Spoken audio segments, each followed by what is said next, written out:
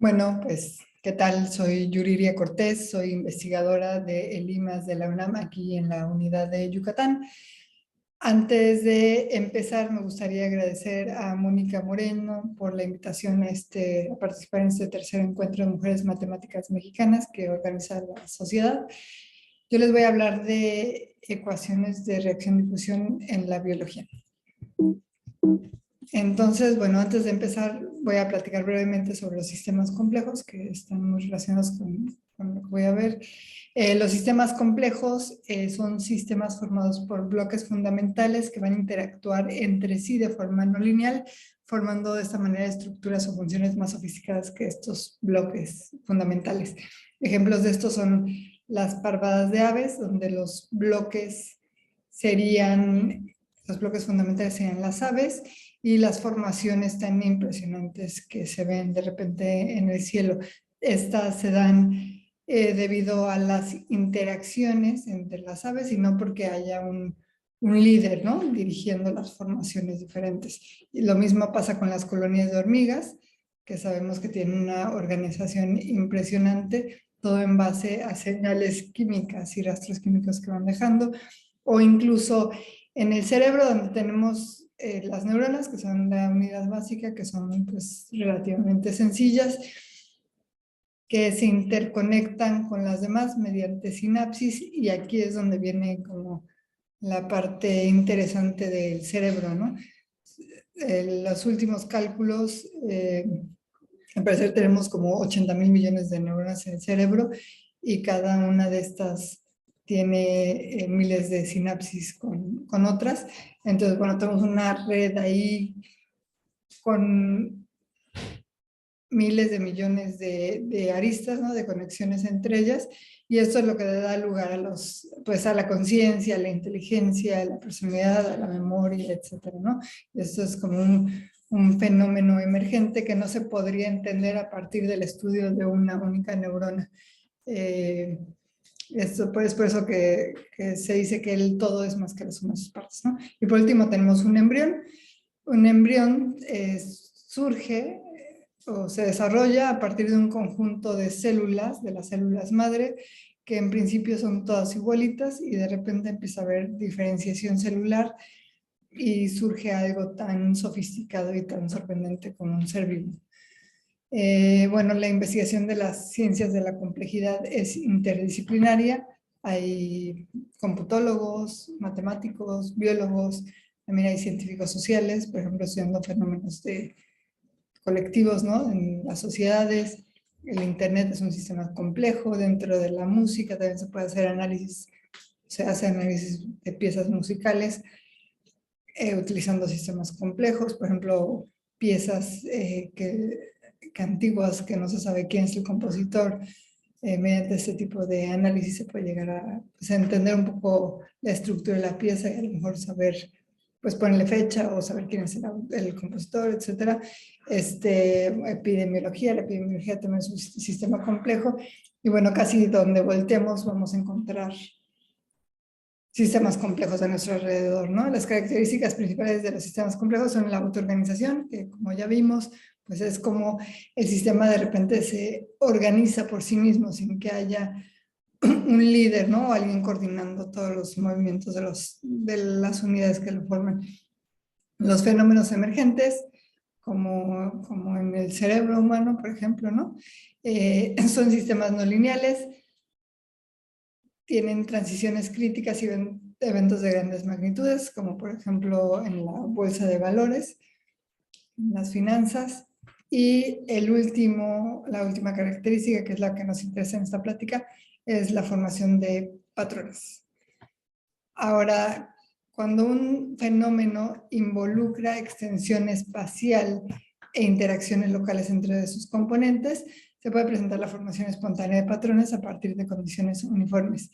Esta dinámica autoorganizante es contraintuitiva, es algo que no esperamos, y sin embargo juega un papel muy importante en la estructura y la función de sistemas biológicos. Entonces tenemos dos formas básicamente de cómo modelar este tipo de sistemas. El primero son los descriptivos, que son en general basados en ecuaciones diferenciales en ecuaciones diferenciales, y el segundo son sistemas basados en reglas. Entonces, son sistemas discretos que vamos a modelar utilizando la computación. Entonces tenemos que identificar cuáles son los bloques fundamentales que forman el sistema, cuáles son las interacciones entre ellos y llevar a cabo las simulaciones computacionales. En estas simulaciones van a surgir estos fenómenos emergentes o los patrones, la autoorganización de la cual hablaba. Entonces estos sistemas en sí de repente son el propio sistema complejo. Bueno, regresando a los patrones, uno de los primeros matemáticos en estudiarlos formalmente fue Turing, junto con Darcy Thompson. Turing es el padre de la computación, el padre de la inteligencia artificial, tenía una gran cantidad de intereses, incluso era un buen corredor de maratón, está ahí dentro de la lista de los primeros tiempos en maratón, estuvo a punto de participar en las Olimpiadas como representante del equipo inglés. Entonces, bueno, era una persona sumamente interesante, con un final un poco trágico. Pero bueno, en sus últimos 2 años, y es algo que pues la gente que no se dedica a esto no sabe, escribió un trabajo que se llama Las bases químicas de la morfogénesis, donde justamente trataba de entender esto, ¿no? Cómo es la formación de patrones, en particular los patrones que dan lugar a un ser vivo a partir de un estado uniforme y homogéneo, que serían como las células madres, ¿no? Empezamos con un conjunto de células madres todas idénticas, como de ahí hay de repente un rompimiento de simetría y surge el cuerpo de un ser humano o de una planta o lo que sea. Además, estos procesos pues, son los mismos o son similares a los que se producen cuando se forman los patrones en los pelajes o en el cuerpo de los animales, en las plantas, estos patrones que forman rayas, manchas, espirales, etcétera, todos a partir de un estado uniforme y homogéneo. Estos son los famosos patrones de Turing. Y bueno, como les decía, lo que le interesaba el estudio de la morfogénesis, el proceso biológico que lleva a un organismo a desarrollar su forma, sus tejidos, sus órganos, su anatomía.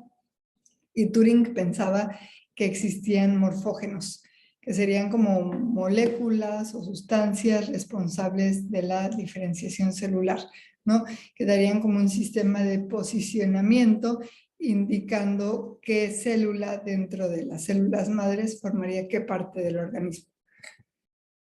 Entonces, bueno, vamos a ver primero este modelo de Gray-Scott, es un modelo simplificado del sistema de reacción-difusión de Turing.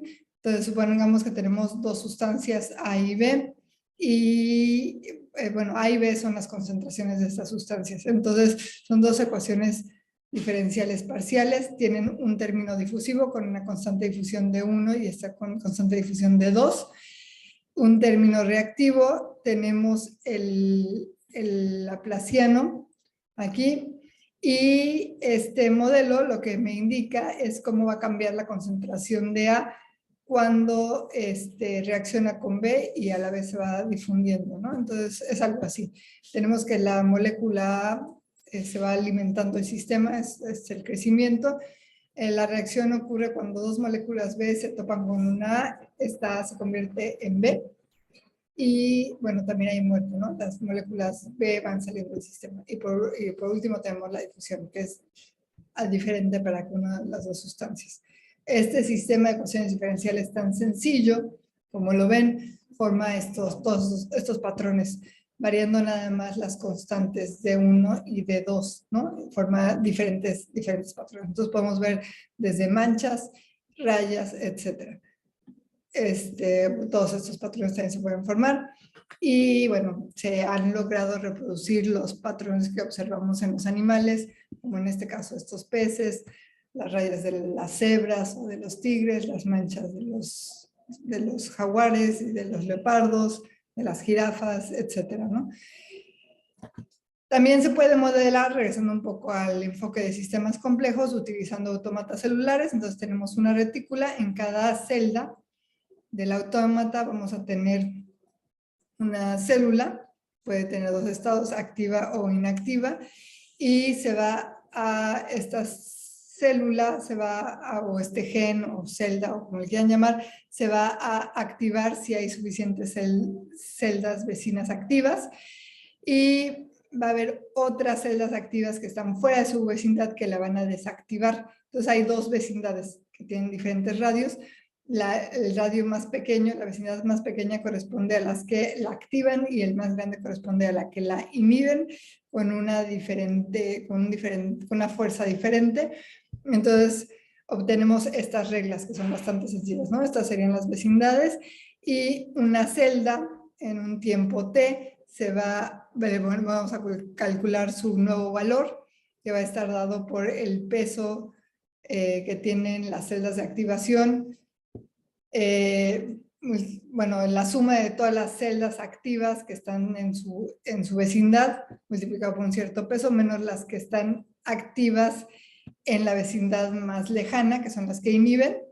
Y bueno, dependiendo del valor que me da esto, si es cercano a 1, la celda se activa, en otro caso se inactiva. Y si yo itero esto, voy a obtener patrones, ¿no? En este caso, por ejemplo, la celda central estaba activa, se desactivó, afectada por sus vecinos cercanos. Estos son los que la activan, estos son los que la inhiben. En este caso, esta estaba inactiva y se activó. Estos son los que la activan, estos son los que la inhiben. Entonces, como ven, es un sistema computacional bastante sencillo, y logramos obtener los patrones de Turing. Ahora bien, regresando al modelo de Turing, este es el modelo de Turing tal cual, es un sistema semilineal de ecuaciones diferenciales parciales parabólicas de esta forma. Entonces vamos a tener que Q va a ser una función vectorial por determinar, X está en principio en Rn. Cada componente del vector Q va a ser la concentración de una cierta sustancia. Tenemos que D va a ser la matriz diagonal, que está compuesta por que tiene los coeficientes de difusión. Tenemos aquí el laplaciano, y R son las reacciones locales. Entonces, este sistema de ecuaciones va a modelar el cambio en el espacio y en el tiempo de la concentración de estas sustancias que están bajo la influencia de las reacciones químicas, en las que unas sustancias se transforman en otras al interactuar, y la difusión, que va a provocar que las sustancias se vayan expandiendo en el espacio. Ahora bien, ¿cómo lo hacemos para saber si tenemos un sistema de ecuaciones de reacción-difusión, si se van a presentar estos patrones de Turing? Bueno, mediante cálculos bastante sencillos, se puede calcular cómo tienen que ser los parámetros, o cómo son los parámetros, las condiciones que deben de cumplir estos parámetros para que se presenten estas inestabilidades, ¿no? La formación de patrones. Entonces, bueno, consideremos el sistema de ecuaciones en dos dimensiones. Tenemos aquí las dos constantes de difusión, dos sustancias U y B. Entonces, cada ecuación, cada U y B va a determinar la concentración de la sustancia U y la sustancia B en una cierta posición del espacio y en un cierto tiempo. Tenemos las constantes de difusión, y tenemos estas F y G, que son el término reactivo. Y bueno, tenemos las siguientes definiciones importantes. Entonces, la primera es que los patrones van a ser soluciones espacialmente heterogéneas de U y B. Y la segunda es que una inestabilidad de Turing, o que también se llama inestabilidad por difusión, va a ocurrir cuando un estado estable en ausencia de difusión se vuelve inestable cuando está presente la difusión, ¿no? Entonces pasa de ser estable sin difusión a ser inestable con difusión. Entonces, ahora bien, si las moléculas no se difunden o se difunden a la misma velocidad, o sea, dU igual a dB, entonces va a tener un estado estable y no va a haber formación de patrones. Ahora, cuando hay presencia de difusión y perturbamos una solución estable, la estructura espacial va a cambiar y se van a formar estos patrones. Entonces, bueno, se pueden hacer estos cálculos, los voy a pasar rápido porque son bastante estándar. Entonces, supongamos que tenemos un estado estacionario uniforme, aquí debe ser U0, B0. Lo vamos a perturbar, expandimos expandimos en serie de Taylor alrededor de este punto estable, le escribimos en notación matricial, aquí la J es el jacobiano, la D es la matriz diagonal con los coeficientes de difusión. Entonces el sistema linearizado sin difusión queda de esta manera, y al buscar inestabilidades tipo Turing vamos a estar buscando soluciones asintóticamente estables, lo cual va a requerir que la parte real de los eigenvalores de la matriz jacobiana sean menores que 0. Ahora, para que este sistema sea estable, vamos a necesitar que se cumplan estas dos condiciones. Uno, que la traza del jacobiano sea menor que cero, y otro, que el determinante del jacobiano sea mayor que cero. Ahora bien, los patrones no dependen del tiempo y son soluciones espacialmente heterogéneas del sistema de ecuaciones, entonces podemos suponer que la solución es estable y vamos a llegar a que el término difusivo es de esta manera, y por lo tanto el jacobiano del sistema perturbado va a ser de esta manera. Ahora, esta última ecuación va a ser estable cuando la traza de la matriz, esta matriz, sea menor que cero, y cuando el determinante de esta matriz, que es igual a esto, sea mayor que cero. Ahora podemos demostrar fácilmente que esta primera condición va a ser cierta, porque sabemos que la parcial de U de F con respecto a U más la parcial de G con respecto a B es menor que cero, y ambas constantes de difusión son positivas. Entonces, si queremos que el sistema se vuelva inestable, vamos a requerir necesariamente que la segunda ecuación sea falsa, es decir, que el determinante sea menor o igual que cero. Entonces vamos a buscar el primer nodo Cumming que le vamos a llamar Cumming, que pueda causar esta inestabilidad. Es decir, vamos a buscar que Q min sea menor que Q, es decir, que satisfaga esto. Esta ecuación, esta última ecuación es una ecuación cuadrática respecto a Q cuadrada, por lo tanto, Q min va a ser igual a esto, y de esta manera el determinante de la ecuación cuadrática va a ser positiva cuando se cumpla esta desigualdad. Entonces, bueno, esta desigualdad que me está diciendo que, bueno, y cuando se cumple es cuando se va a presentar la formación de patrones. Esto que me va a estar diciendo que si esta desigualdad depende de las constantes de difusión y de las parciales con respecto a U y B de F y de G, ¿no? Entonces yo puedo saber si tengo un sistema de ecuaciones diferenciales de reacción-difusión, si se cumple esta desigualdad, si se van a presentar patrones como los que vemos en la imagen, ¿no? Por ejemplo. Bueno, voy ahora a la parte de aplicaciones biológicas, de problemas biológicos, donde utilizamos ecuaciones de reacción-difusión, y además también hemos trabajado con modelos computacionales, un enfoque de sistemas complejos en los que he estado trabajando. Entonces, el primero es la arquitectura floral.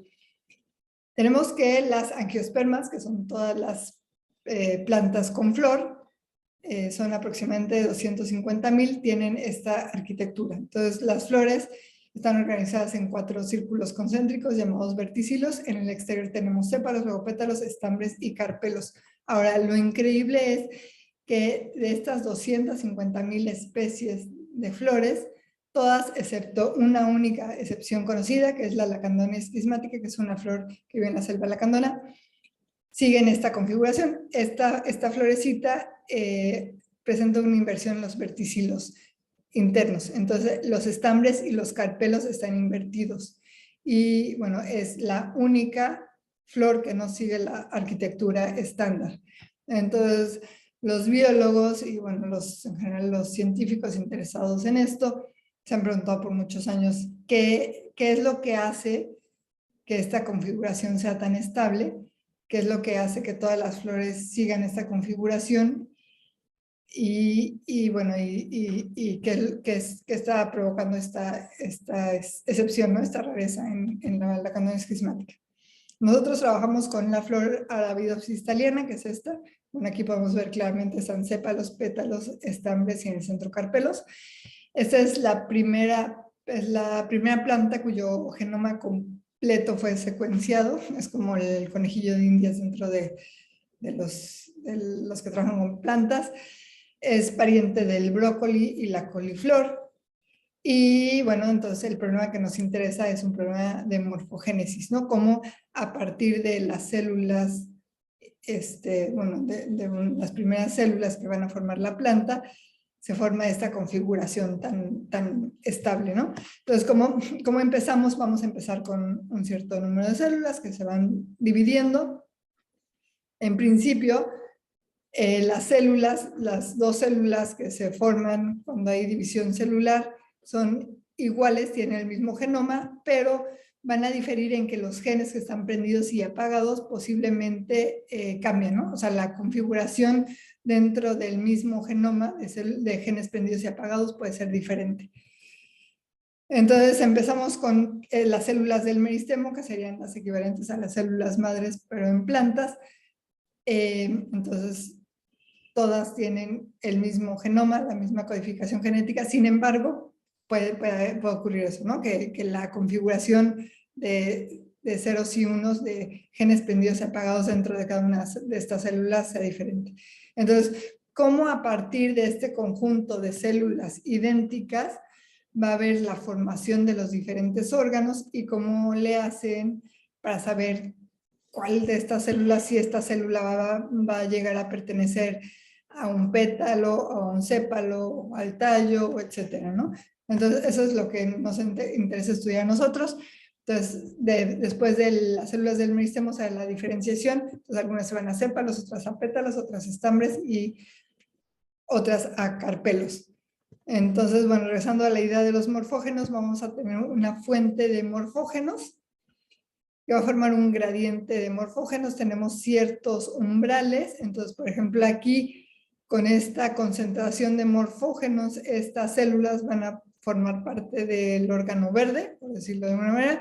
A partir de este umbral, sigue disminuyendo la concentración del morfógeno, pasan a formar parte de las células azules, las siguientes las blancas y por último las rojas. Entonces, estos morfógenos lo que van a hacer es van a gobernar el patrón del desarrollo tisular. Los gradientes van a darme un sistema de posicionamiento, ¿no? Entonces, es lo que pensaba Turing, que tenía que haber un sistema de posicionamiento que de alguna manera organizara la diferenciación celular y que dé lugar a un organismo estructurado, ¿no? Y bueno, estos morfógenos lo que van a hacer es van a activar o inhibir la expresión de ciertos genes. Dependiendo de qué genes están activos o inactivos, la célula va a sintetizar ciertas proteínas que a su vez va a difundir a las células vecinas y estas proteínas también van a afectar en la activación e inhibición de las proteínas que va a sintetizar, etcétera. Entonces va a formarse así en cascada una red de regulación genética. Esta red es una red de regulación genética de la Escherichia coli. Entonces, como ven, pues es una red muy sofisticada, es típicamente un sistema complejo. Va a ser una colección, una red regulatoria genética es una colección de genes que van a estar interactuando entre sí y con otras sustancias en la célula para controlar los niveles de expresión genética y la síntesis de proteínas que van a determinar la forma corporal, ¿no? Entonces, lo que hicimos nosotros es construir un modelo matemático basado en información biológica detallada a partir de la red regulatoria genética de la flora Arabidopsis thaliana durante la determinación del destino celular. Y lo que queremos es reproducir la arquitectura floral. Entonces queremos un modelo en particular de ecuaciones diferenciales parciales de reacción-difusión. Dado que estamos trabajando con morfogénesis y con patrones, pensamos que era lo más adecuado.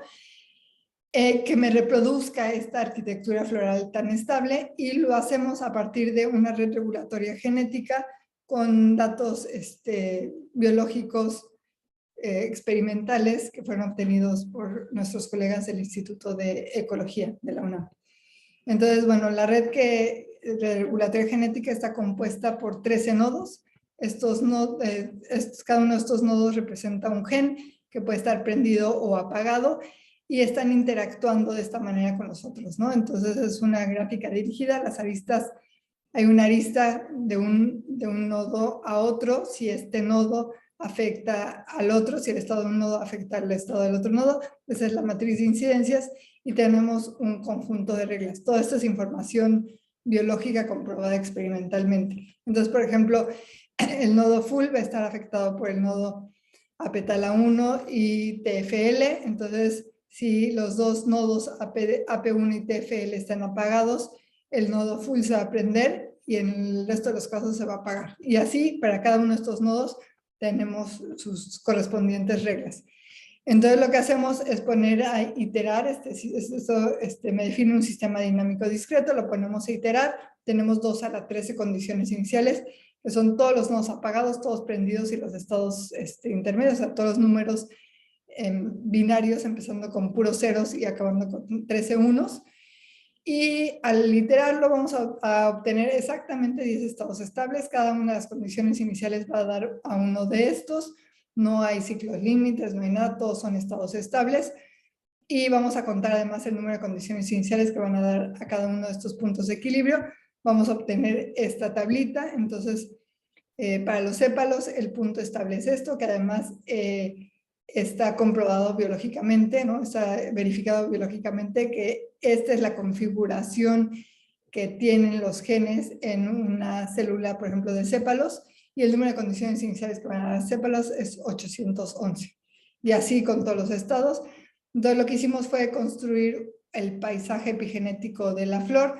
Los paisajes epigenéticos fueron introducidos por Waddington como un modelo de la regulación genética durante el desarrollo. Entonces es como una superficie con un cierto número de cuencas. Cada una de estas cuencas representa un órgano y una canica dentro de la superficie se va a ir a uno, otro sería una célula no diferenciada que va a caer en cada una de estas cuencas dependiendo de cómo se diferencie. Entonces yo quiero tener, lo que voy a construir es un potencial con 4 pozos, cada uno de los pozos va a corresponder a un órgano y este potencial lo construyo basándome en los datos que obtuve del sistema dinámico discreto. Así me van a quedar los centros de las cuencas y así me va a quedar el potencial, ¿no? Que está definido de esta manera. Son 4 paraboloides que están pegados de esta manera. Ahora entonces yo voy a escribir mi sistema de ecuaciones de reacción-difusión, donde el término reactivo F y G va a ser el menos el gradiente de ese potencial, de 1 y de 2 son las constantes de difusión, y tenemos además el laplaciano, ¿no? Entonces, en este caso, U y V, las soluciones del sistema, van a representar la configuración genética de una célula ubicada en el punto XY, ¿no? Entonces yo quiero saber una célula ubicada en el punto XY, que sería un punto en el meristemo, si esa célula con la configuración que tiene, a qué órgano se va a ir, por decirlo de alguna manera. Entonces lo que me interesa a mí es la solución estacionaria.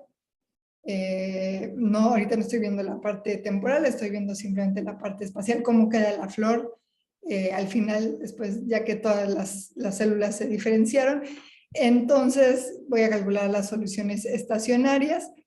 Dada la geometría de la flor, voy a tomar un dominio anular y las soluciones me quedan de esta manera, ¿no? Entonces voy a ver que este es U y este es B. Las soluciones van a pasar primero por sépalos, luego por pétalos, estambres y carpelos en ambos casos. Este sería la gráfica de U contra B. Igual aquí tengo la cuenca de sépalos, pétalos, estambres y carpelos. Y este sería como la flor vista desde arriba. Entonces, bueno, vemos que nuestro modelo está reproduciendo correctamente la arquitectura floral. Y un segundo modelo que estamos trabajando son los problemas de enfermedades en los arrecifes coralinos. Bueno, los arrecifes, como sabrán, son ecosistemas marinos que tienen muchísima importancia, albergan una diversidad, una riqueza en cuanto a biodiversidad enorme, protegen además las costas contra el oleaje, bueno, tienen infinidad de, bueno, son sumamente importantes, ¿no? Entonces, el estudiarlos y en particular en estos momentos donde están, bueno, están perdiéndose extensiones de corales debido pues, a los cambios de temperatura, a la contaminación en los mares, etcétera, bueno, es como muy relevante, ¿no? En particular, estudiamos la enfermedad de lunares oscuros en estos corales que se llaman o anularis, en el Golfo, en el Caribe y el Golfo de México. Esto lo hice en colaboración con, o lo estoy haciendo en colaboración con un colega biólogo de la Universidad Veracruzana. Esta enfermedad, bueno, son lunares que van creciendo, no se sabe mucho de las enfermedades coralinas, no se sabe si son producidas por virus, por bacterias, y bueno, es un problema serio en los corales. que ha ido acabando con las extinciones coralinas en los mares, en México y en todo el mundo. Entonces, bueno, en general las epidemias se calculan con modelos compartimentales, entonces vamos a tener a la población dividida en 3 grupos, por ejemplo, susceptibles, infectados y recuperados. Ese es el modelo más sencillo. Entonces, de susceptibles pasan con una cierta probabilidad, una cierta tasa a infectados, infectados a recuperados. Las ecuaciones diferenciales ordinarias que rigen este sistema son de esta manera. Y estas, por ser ordinarias, no están tomando en cuenta el componente espacial. Ahora en los corales nos interesa mucho el componente espacial porque, bueno, nos interesa, la enfermedad va creciendo y va afectando a los vecinos del coral infectado, ¿no? No hay manera de que un coral infectado contagie a uno que está muy lejos, ¿no? Entonces la componente espacial es importante. En general no se ve recuperación, o sea, una vez que empieza un coral a estar enfermo, la enfermedad va a continuar. En casos aislados donde la enfermedad es muy pequeña, se llega a ver que de repente se recupera el coral, pero en general no sucede así. Entonces, bueno, esto lo podemos modelar igual con un autómata celular. En cada celda va a haber 4 estados posibles: espacio vacío, coral sano, coral infectado, coral muerto. Y vamos a distribuir los corales de alguna manera, los corales iniciales, dentro del espacio, y vamos a empezar la enfermedad de alguno de estos corales y ver si, cómo progresa la enfermedad, ¿no? Entonces un coral se va a contagiar, por ejemplo, si hay al menos un coral enfermo dentro de una vecindad definida y se va a morir después de un cierto tiempo. Entonces tenemos este ciclo, ¿no? Entonces va a pasar de coral sano, de repente se enferma, pasa enfermo y finalmente muere. Este modelo no se cierra, o sea, aquí finalmente todo el coral va a acabar muerto. Y bueno, estamos tomando en cuenta nosotros que el coral va creciendo, pero la tasa de crecimiento es mucho más lenta que la tasa de que cómo crece la enfermedad. Entonces, bueno, esto se presta para modelarlo con un sistema de ecuaciones de reacción-difusión. Entonces, tenemos por un lado que el coral va creciendo, la enfermedad también va creciendo, pero a una tasa mucho más lenta. Entonces, ahí tenemos pues la difusión, ¿no? Coral sano, coral enfermo. Y la reacción entre ambos, pues un coral enfermo contagia al coral sano, ¿no? Entonces es como un problema ideal para atacar con este tipo de herramientas. Aquí tenemos una simulación, entonces vemos cómo pasa, aquí estamos considerando crecimiento del coral. Entonces el azul es espacio vacío, verde es coral sano, el amarillo es coral enfermo y el rojo es coral muerto. Sabemos que los corales finalmente, bueno, en caso de enfermedad, van a acabar muriendo, pero es interesante para los biólogos saber, digamos, que cuánto tiempo tienen, ¿no? En casos de extremos han logrado retirar las porciones enfermas de los corales, hay ciertos tratamientos que han llegado a ser exitosos, pero en general pues estamos como muy en pañales en cuanto al entendimiento de las enfermedades coralinas. Bueno, esa es la gráfica que estamos obteniendo. Entonces, bueno, estamos viendo cuánto dura un coral, una vez infectado, cuánto dura todavía. Y bueno, eso sería todo por el momento. Bueno, una conclusión que yo veo con respecto a esto y los sistemas complejos, a la modelación de los sistemas complejos, es que, bueno, que cualquier intervención dentro de un sistema complejo, ya sea un ecosistema, el sistema inmune, una epidemia, lo que se nos ocurra, incluso la bolsa de valores, son, no sabemos cuándo de repente se va a crear un evento a gran escala, porque estamos modificando un sistema que tiene un chorro de relaciones que a lo mejor no entendemos bien y de repente modificamos algo y hay como una cascada de eventos que deteriora, ¿no? Por ejemplo, la salud, ¿no? O sea, entonces, en ese sentido creo que, bueno, como científicos habría que tener un poco como de modestia cuando estamos interviniendo en un sistema complejo, ¿no? Por todo lo que vimos. Dentro de las redes regulatorias genéticas, bueno, tienen aplicaciones importantes a enfermedades como por ejemplo la hipertensión, la diabetes, la obesidad, están todas relacionadas y muchas de estas se ve que ocurren cuando hay algo dentro de la red regulatoria genética que falla. Lo mismo pasa con el cáncer. Bueno, tenemos pendiente estudiar la candonis quismática. Y bueno, nada más como también estamos estudiando algo del cerebro. Pues bueno, como un anuncio, tenemos un proyecto con así, tenemos varios proyectos muy interesantes, tenemos becas para estudiantes de licenciatura, por si a alguien le interesa, me puede contactar para eso o para cualquier otra cosa y con gusto estoy ahí para contestarles. Mi correo es yuriria.cortes@imas.unam.mx. Les agradezco su atención y nuevamente quiero agradecer a los organizadores de este evento y, y bueno, y gracias por haberme invitado. Bueno, pues eso sería todo.